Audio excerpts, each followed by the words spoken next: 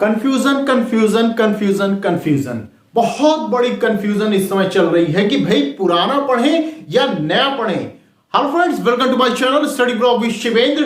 देखिए, आज की वीडियो में हम लोग ये बात करेंगे कि जो पुराना एक्ट था हमारा आईपीसी सीआरपीसी एविडेंस, इसको अब नया चेंज करके लाया जा रहा है। तो 3 बिल जो है लोकसभा से पास कर दिए गए हैं और राज्यसभा से पास कर दिए गए हैं। अब कहा जाएगा वो अब राष्ट्रपति के समक्ष जाएगा। तो राष्ट्रपति जब अपनी अनुमति दे देंगे, हस्ताक्षर कर देंगे, ठीक है, और मोहर लग जाएगी, तो उसके बाद वो बिल क्या हो जाएगा, एक्ट बन जाएगा। ये सभी चीजें आपको पता है, लेकिन ध्यान रखिएगा अभी जो है ये बिल है, एक्ट नहीं है। आप लॉ के स्टूडेंट हैं और कोई भी लोग जो इसे एक्ट कह रहे हैं उनका तो चलेगा, मान लीजिए, ठीक है, लेकिन आप लॉ के स्टूडेंट हैं तो इस बात का ध्यान रखिएगा कि ये अभी एक्ट नहीं है, ये अभी बिल की स्थिति में है, क्योंकि अभी लोकसभा राज्यसभा से पास हुआ है, राष्ट्रपति ने अभी अनुमति नहीं दी है। जब मैं वीडियो बना रहा हूं तो इस वक्त अभी तक तो फिलहाल राष्ट्रपति ने साइन या मोहर नहीं लगाया है,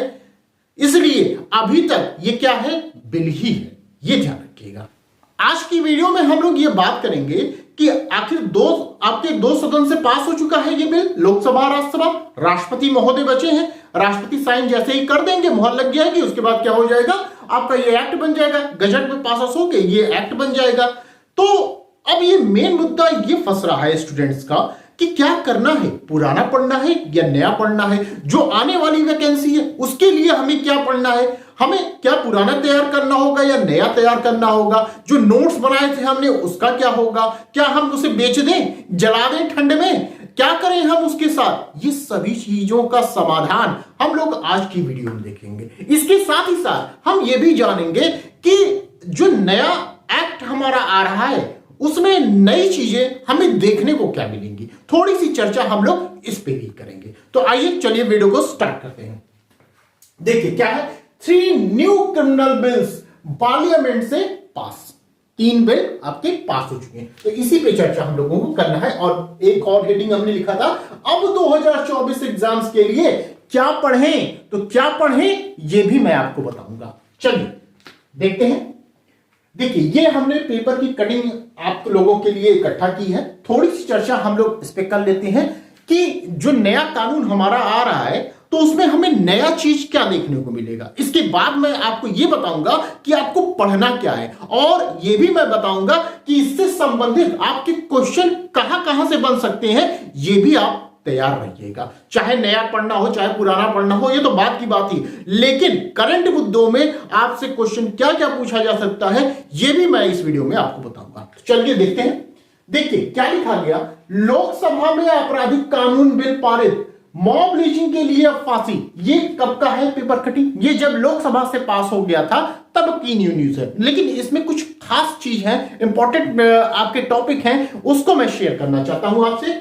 देखिए इसमें क्या कहा गया है, केंद्रीय गृह मंत्री अमित शाह ने कहा कि अंग्रेजों का बनाया राष्ट्रद्रोह कानून समाप्त कर उसे देशद्रोह कानून कर दिया गया। इसीलिए हेडिंग हमने अंडरलाइन मारा हुआ है कि ये इंपॉर्टेंट है आपके लिए। ध्यान रखिएगा क्या हो रहा है कि राष्ट्रद्रोह हम पहले आईपीसी में क्या पढ़ते थे, हम आईपीसी में पढ़ते थे राष्ट्रद्रोह पढ़ते थे। कहां पढ़ते थे, ये हम पढ़ते थे, सेक्शन आपको याद होगा 124A में हम राष्ट्रद्रोह पढ़ते थे। अब उस राष्ट्रद्रोह का चेंज करके क्या कर दिया जा रहा है, देशद्रोह कर दिया जाएगा। इसीलिए लिखा है कि राष्ट्रद्रोह बना देशद्रोह कानून। क्लियर है, पहली चीज ध्यान रखिएगा। दूसरी चीज, नाबालिग से रेप पर अब दी जाएगी फांसी की सजा। फांसी की सजा का प्रावधान नहीं था, इसलिए अब जो नया कानून आपके समक्ष आएगा उसमें आप देखेंगे कि फांसी की सजा का प्रावधान भी कर दिया गया है। ये ध्यान रखिएगा। अब कुछ चीजें हैं मैं इस पे हाईलाइट करना चाहता हूं, ये ध्यान रखिएगा। देखिए इसमें एक नया पॉइंट क्या है, मॉब लिंचिंग। मॉब लिंचिंग में अब फांसी की सजा दी जाएगी। फांसी की सजा बहुत दे रहे हैं, मारने के चक्कर में है। देखिए फांसी की सजा यहां दी जा रही है कि भैया जो अब नाबालिग से रेप करेगा उसे हम फांसी पे लटका देंगे, मॉब लिंचिंग में भी हम फांसी पे लटका देंगे, तो फांसी का प्रावधान ज्यादा इसमें आपको देखने को मिलेगा। एक और दूसरा पॉइंट इसमें क्या है कि किसी भी पुलिस स्टेशन में करा सकेंगे 0 FIR। ठीक है, जीरो एफआईआर होगा। अब पीड़ित किसी भी पुलिस स्टेशन में जाकर जीरो एफआईआर करा सकता है और उस एफआईआर को 24 घंटे से संबंधित पुलिस स्टेशन में अनिवार्य रूप से ट्रांसफर करनी होगी। हर जिले और थाने में पुलिस अधिकारी को पदनामित किया है, ये गिरफ्तार लोगों की सूची बनाकर उनके संबंधियों को सूचित करेंगे। देखिए, दो टॉपिक आपको याद होने चाहिए, पता होने चाहिए कि आखिर वो क्या है। लॉ के स्टूडेंट हैं आप, तो ये चीजें पता होनी चाहिए। पहली चीज, मॉब लिंचिंग क्या होती है, ये पता होनी चाहिए। दूसरी चीज, आपको ये पता होना चाहिए कि जीरो एफआईआर क्या होता है, ये भी आपको पता होना चाहिए। दो टॉपिक आपको पता होना चाहिए। नहीं पता है तो एक रजिस्टर बनाइए, वहां लिख लीजिए जो जो टॉपिक आ रहे हैं, क्योंकि आपके एपीओ, आपके जुडिशरी में ये क्वेश्चन पूछा जाएगा। ये ध्यान रखिए, मेंस का ये टॉपिक बनेगा, आपसे पूछा जाएगा या इंटरव्यू में भी आपसे पूछा जा सकता है। तो ये सब चीजों पे फोकस बनाए रखिए, ठीक है। तो ये सब लिख लीजिए। अगर नहीं आपको पता कि मॉब लिंचिंग क्या होती है, जीरो एफआईआर क्या होती है, तो आप मुझे कमेंट करिएगा। एक छोटी सी वीडियो बनाकर मैं आपको ये डिटेल में बता दूंगा कि भाई मॉब लिंचिंग क्या होती है, जीरो एफआईआर क्या होती है, या अन्य कोई भी चीज आपको लग रहा है कि मुझे नहीं पता है इसके बारे में, तो आप मुझे कमेंट करिएगा। मैं कोशिश करूंगा उस मैटर पे एक छोटी सी वीडियो बनाने की, और वीडियो बनाकर आपको वो टॉपिक जो है क्लियर करने की कोशिश करूंगा, ठीक है।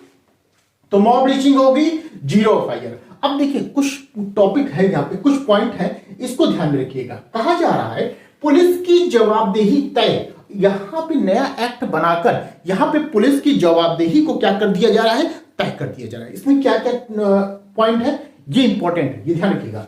पहला, कहा जा रहा है कि गिरफ्तार व्यक्ति की सूचना अनिवार्य रूप से हर पुलिस थाने में रखनी होगी, पहला पॉइंट। दूसरा, पुलिस को शिकायत के 3 दिनों में ही एफआईआर करनी होगी, ठीक है। तीसरा, 3 से 7 साल की सजा के मामले में प्रारंभिक जांच के बाद ही एफआईआर की जाएगी, क्लियर। एंड फोर्थ, कहा जा रहा है 7 साल से ज्यादा सजा पाने वाले अपराधों में एफएसएल टीम की विजिट जरूरी है। फिर नेक्स्ट, चार्जशीट दाखिल करने की समय सीमा 90 दिन है। आपको पता है, सीआरपीसी आपने पढ़ा है, तो वहां चार्जशीट की जो समय सीमा कितनी है, 90 दिन है। इसके बाद और 90 दिन ही आगे जांच होगी, ठीक है, ये ध्यान रखिएगा। एंड नेक्स्ट है, मजिस्ट्रेट को 14 दिनों में मामले के संज्ञान लेना ही होगा और इसके बाद कार्रवाई शुरू करनी होगी। संज्ञान हम लोग कहां पढ़ते हैं, हमने संज्ञान कहां पढ़ा है, सीआरपीसी में हमने पढ़ा है। कहां पर, सेक्शन 190 में क्या करता है, मजिस्ट्रेट संज्ञान लेता है। आप मुझे कमेंट करके बताइएगा, मजिस्ट्रेट जो संज्ञान लेता है वो किन किन ग्राउंड पे लेता है, किन आधारों पर लेता है, कैसे संज्ञान लेता है, क्या स्वतः संज्ञान ले सकता है, कैसे संज्ञान लेता है। तो ये चीजें 190 में बताई गई है, आप मुझे बताइएगा कमेंट करके वो कौन कौन से ग्राउंड है, ठीक है। नेक्स्ट पॉइंट कहा गया, ईएफआईआर से कोई भी महिला थाने में दर्ज करा सकती है प्राथमिकी, ठीक है, ये ध्यान रखिएगा। नेक्स्ट, 2 दिन के अंदर घर आकर पुलिस को मामले में पीड़िता को बयान करना होगा दर्ज, ठीक है। पुलिस जाएगी कहां पे, पीड़िता के घर पर जाएगी, बयान, उसके बयान को दर्ज करेगी, ठीक है। नेक्स्ट पॉइंट कहा गया, एविडेंस तलाशी और जब्ती में वीडियो रिकॉर्डिंग का प्रावधान भी किया गया है। एंड नेक्स्ट कहा गया, रेप पीड़िता की मेडिकल रिपोर्ट 7 दिनों में पुलिस थाने व कोर्ट में भेजी जाएगी। मतलब जिस महिला के साथ रेप हुआ है, 7 दिनों के भीतर उसका मेडिकल रिपोर्ट कहां भेजा जाएगा, पुलिस थाने में भेजा जाएगा, और कहां भेजा जाएगा, कोर्ट में भेजा जाएगा। क्लियर है बात। अब देखिए यहाँ पे अमित शाह जी हैं, यहाँ पे लिखा गया है, रेप पीड़िता का ऑडियो वीडियो माध्यम से बयान लेना अनिवार्य कर दिया गया है। ये ध्यान रखिए, ये ध्यान रखिएगा, अनिवार्य कर दिया गया है। अब एक टॉपिक और है आपका यहां, फरार अपराधियों की सजा संपत्ति कुर्क। फरार अपराधी या हम कहें उद्घोषित अपराधी, हम कहां पढ़ते हैं सीआरपीसी में, आप मुझे कमेंट करके बताइएगा, वो सेक्शन बताइएगा कि जहां ये लिखा गया उद्घोषित अपराधी या फरार अपराधी, ये मुझे बताइएगा कमेंट करके किस सेक्शन में बताया गया।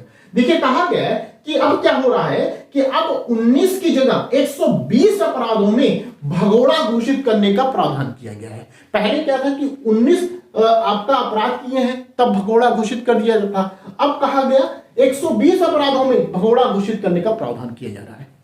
ये कुछ आपके इंपॉर्टेंट आपके टॉपिक्स हैं, ये पेपर की कटिंग आपके पास होनी चाहिए, नहीं होगी तो मुझे आप बताइएगा। ये सेव करके आप रख लीजिए। पेपर की कटिंग बाद में आपको काम देगी। यही सब मैटर क्या है, बाद में जब आप सर्च करते हैं तो वो चीजें नहीं मिलती हैं आपको। देखिए ये पेपर की कटिंग मैंने तब की दिखाई है जब लोकसभा से ये पास हो गया था। ठीक है, अब हम नेक्स्ट यहां पे बात करते हैं। देखिए यहां पे कहा जा रहा है कि राज्यसभा में तीनों क्रिमिनल लॉ बिल, भारतीय न्याय संहिता, नाम याद रखिए आप, भारतीय न्याय संहिता, भारतीय न्याय सुरक्षा संहिता और भारतीय साक्ष्य बिल, ये कब पास हुए, गुरुवार को पास हो गए हैं। क्लियर, देखिए राज्यसभा से कब पास हो रहा है, गुरुवार को पास हो रहा है। उसके बाद कहा जा रहा है बुधवार को, ध्यान रखिएगा बुधवार को ये तीनों बिल लोकसभा से पास हो चुके। समझिएगा, क्वेश्चन आपसे पूछा जा सकता है तो आपको तैयार रहिए। बुधवार को कहां से पास हो रहा है, लोकसभा से पास हुआ है। गुरुवार को कहां से पास हुआ, राज्यसभा से पास हुआ है। डेट आप देख लीजिएगा, डेट इंपॉर्टेंट रहेगी आपके लिए। अब इन्हें मंजूरी के लिए कहां भेजा जाएगा, राष्ट्रपति के पास भेजा जाएगा और उनकी मंजूरी मिलती ही ये तीनों बिल क्या हो जाएंगे, कानून का रूप बन जाएंगे। ठीक है, कानून का रूप धारण कर लेंगे। ठीक है, क्लियर। अब देखिए इंपॉर्टेंट बात यहां भी है, केंद्रीय गृह मंत्री अमित शाह ने कहा जो लोग सदन के बाहर पूछते हैं कि इस कानून से क्या होगा, मैं उन्हें बताना चाहता हूं कि ये कानून बैलेंस ऑफ वर्क को ध्यान में रखकर लाए गए हैं। इसे लागू होने के बाद, मतलब जैसे ही यह लागू हो जाता है उसके बाद तारीख पर तारीख, इंपॉर्टेंट है, तारीख पर तारीख का जमाना नहीं रहेगा। किसी भी मामले में 3 साल में न्याय दिलाने का उद्देश्य होगा। कितने साल में, 3 साल में। आपने मूवी देखी होगी दामिनी, दामिनी में सनी देओल जो होते हैं वो कहते हैं तारीख पे तारीख, तारीख पे तारीख। ठीक है, ऐसा डायलॉग आपने सुना होगा। तो अब वो डायलॉग यहां काम नहीं देगा, इसलिए कहा गया तारीख पर तारीख का जमाना नहीं होगा। अब क्या रहेगा, अब 3 साल में ही आपको न्याय मिल जाएगा। तो ये एक काफी अच्छी बात यहां पर देखने को आपको मिल रही है। तो नए एक्ट के द्वारा क्या क्या आपको देखने को मिलेगा वो थोड़ी सी चीजें मैंने आपको यहां पर बता दी। इसके साथ साथ आपको यह भी पता होना चाहिए कि जो हमारा बिल है और या हम कहें जो पुराना हमारा एक्ट था, अब नया एक्ट जो बन रहा है उसका पूरा नाम क्या है।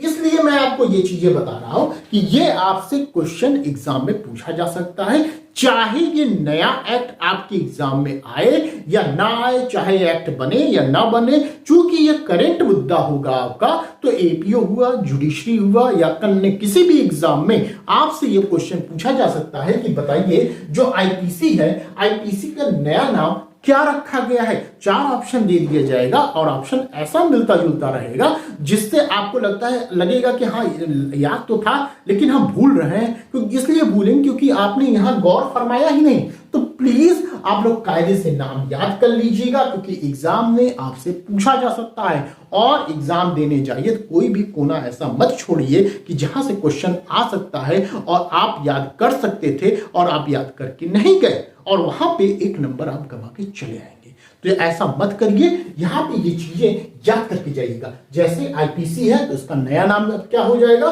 भारतीय न्याय संहिता हो जाएगा। सीआरपीसी है तो उसका नया नाम क्या हो जाएगा, भारतीय नागरिक सुरक्षा संहिता हो जाएगा। और तीसरा एविडेंस है तो इसका नया नाम क्या हो जाएगा, भारतीय साक्ष्य बिल हो जाएगा। क्लियर। चलिए अब हम आगे बात करते हैं। आगे जो हमारा टॉपिक है, आगे ये टॉपिक हमारा है जो मेन मुद्दा हमारा था कि भैया हमें क्या नया पढ़ना होगा या पुराना पढ़ना होगा। तो मैं एक चीज ये बता दूं, अभी आपके पास कौन सा एग्जाम है, जैसे एमपी का एग्जाम है, ठीक है। तो एमपी में क्या है कि आपको जो पुराना सिलेबस है आपको वही पढ़ना होगा, नया नहीं पढ़ना है। अब जो आने वाले एग्जाम है, एपीओ का आ सकता है, जुडिशरी का एग्जाम है, यूपी एपीओ, यूपी जुडिशरी, आप कह लीजिए राजस्थान जुडिशरी और अन्य एग्जाम जो हैं वो भी आने वाले हैं, कभी भी नोटिफिकेशन आ सकता है।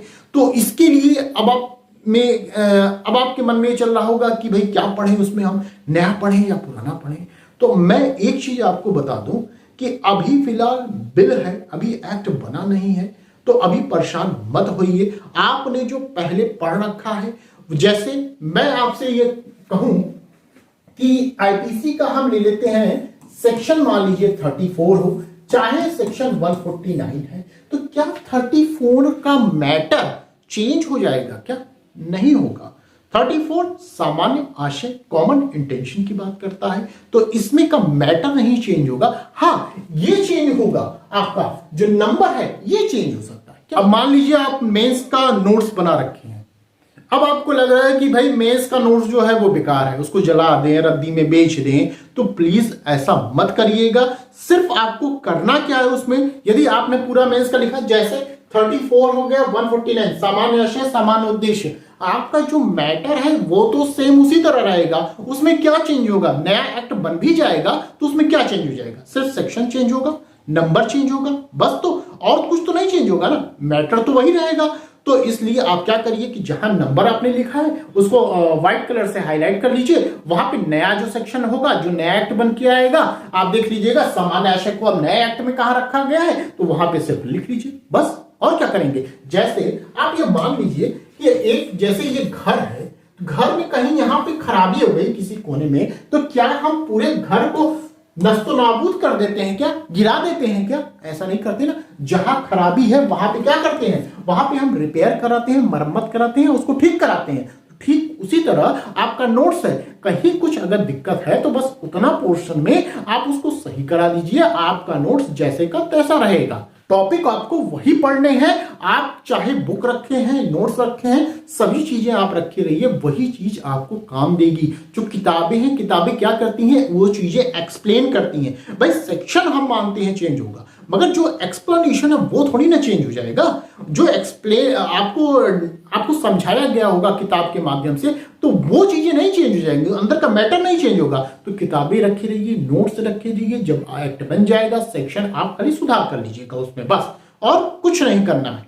अब अभी आप क्या करिए कि इन सब चीजों पे ध्यान दीजिए कि कहां, जो जैसे हमने बताया आपको 34 है, 149 है, चोरी हो गया, डकैती हो गया, लूट हो गया, ये एक एग्जांपल दे रहे हैं एक एक्ट का। ऐसे ही हर एक्ट, सीआरपीसी हुआ, एविडेंस हुआ, ये सब भी एक्ट में जो जो इंपॉर्टेंट आपको लग रहा है कि हाँ ये इंपॉर्टेंट है आपका, तो उस मैटर को तो कम से कम आप तैयार कर लीजिए, क्योंकि आने वाला वक्त जो है आयोग आपको ज्यादा टाइम नहीं देगा। जैसे ही एक्ट बन गया, नोटिफिकेशन आ गया, तो ज्यादा टाइम आपके पास नहीं रहेगा, इसलिए आप पहले से प्रिपेयर रहिए। अब कुछ लोग ऐसे होंगे कि भैया उन्हें क्या करना है कि जैसे आईबीसी हो गई, सीआरपीसी हो गई, एविडेंस हो गया, वो क्या करेंगे कि इस एक्ट को नहीं पढ़ेंगे, कहेंगे जब नया एक्ट आएगा तब हम पढ़ेंगे। तो ठीक है, कोई बात नहीं, नया एक्ट आएगा तब आप पढ़िएगा, लेकिन आप जो इसके अलावा भी तो कुछ एक्ट है आप उनको प्रिपेयर करिए। जैसे यूपी एपीओ की बात हम कर लें, तो यूपी एपीओ में ये 3 एक्ट तो है ही है, इसके अलावा भी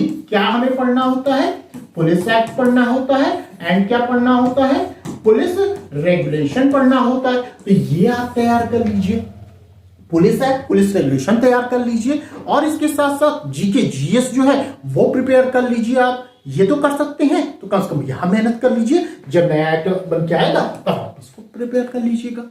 अब रही बात जुडिशरी वाले, जो जुडिशरी वाले कैंडिडेट है, हम यूपी जुडिशरी के मान लीजिए बात कर लेते हैं, 3 एक्ट नहीं पढ़ना है, मत पढ़िए, इसके अलावा और जो एक्ट है आप उनको पढ़ लीजिए। सीपीसी है, आपका कॉन्ट्रैक्ट है, ज्यूरिस्प्रूडेंस है, इंटरनेशनल लॉ है, टीपीए है, ये सब एक्ट पढ़ लीजिए। जीके जीएस का पोर्शन है वो पढ़ लीजिए। 9 माइनर एक्ट है उसको तो पढ़ लीजिए।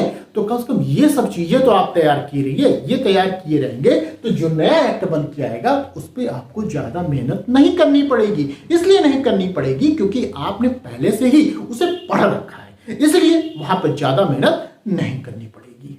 तो आई होप मेरे द्वारा जो भी जानकारी आपको दी गई है आपको थोड़ी बहुत समझ में आई होगी। यदि आपको इससे फायदा मिला है तो प्लीज हमारी वीडियो को लाइक कर दीजिएगा, शेयर कर दीजिएगा, और चैनल पर यदि आप नए हैं तो चैनल को सब्सक्राइब कर दीजिएगा। इसके साथ साथ यदि आपको क्लास ज्वाइन करनी है, किसी भी स्टेट जुडिशरी की आपको क्लास ज्वाइन करनी है, तो आप मुझे बताए गए नंबर पर कॉल या व्हाट्सएप के माध्यम से क्लास को ज्वाइन कर सकते हैं। साथ ही साथ ये हमारा टेलीग्राम ग्रुप है शिवेंद्र लॉ स्टडी के नाम से, इसको भी आप ज्वाइन कर सकते हैं। हमारे यहाँ अभी जीके जीएस की क्लास स्टार्ट हुई है, आज की डेट में ज्योग्राफी की क्लास स्टार्ट हो चुकी है। तो जिस किसी भी स्टूडेंट्स को लगता है कि मुझे जीएस जीके हमारा वीक है, मुझे पढ़ना है, तो आप मुझे कॉल करके क्लास ज्वाइन कर सकते हैं, अपनी पढ़ाई स्टार्ट कर सकते हैं। तो बस आज के लिए इतना ही, फिर मिलते हैं नेक्स्ट वीडियो में। Thank you.